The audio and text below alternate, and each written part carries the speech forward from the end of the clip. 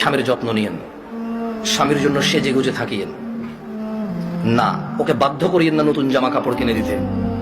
আপনার যতটুকু জামা কাপড় আছে ওখান থেকে সবচেয়ে ভালো জামাটা রান্না বান্না শেষে জোহরের নামাজ পড়ে সবচেয়ে ভালো জামাটা পরিয়েন।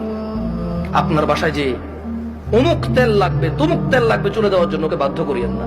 যেই তেল আছে, চুলে যদি তেল দেওয়ার অভ্যাস থাকে ওখান থেকে একটু তেল নিয়ে মাথা আছড়াই নিয়েন।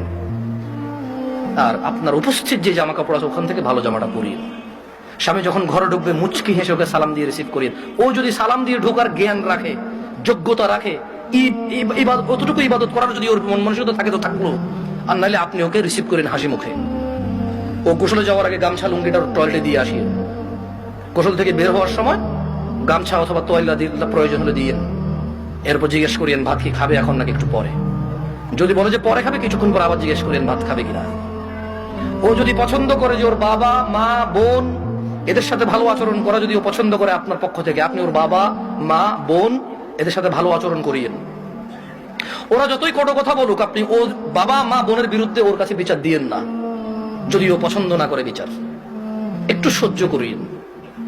যখনই আপনাকে বিছানাটাকে যাবেন, কখনো রাগ করে বাপের বাড়ি চলে যাবেন এটা বলবেন না।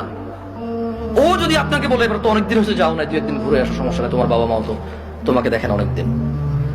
আর বাপের বাড়িতে চলে গেলে 1-2 দিনের মাথায় বলিয়েন চলে আসবো নাকি। ও যদি বলে চলে আসো, তাহলে ও যাবে অথবা আপনার বাবা এসে দিয়ে যাবে, আপনার ভাই এসে দিয়ে যাবে, অভিভাবকের মধ্যে কেউ একজন এসে দিয়ে যাবে আপনাকে।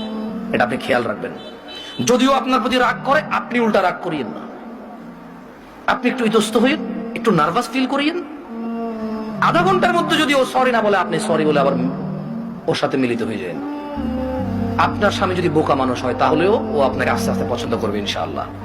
আর যেই স্বামী ভালো, সেই স্বামী সবসময় চিন্তা করে আমার বউটা যদি একটু কটু কথাও বলে, ও যদি একটু কর্কশ হয়, ও কোনো পুরুষের সাথে কথা বলে না, চরিত্র নষ্ট করে না, এমন মহিলা রেখে দেওয়া যায়, ওকে পোষা উচিত, যত্ন করা উচিত।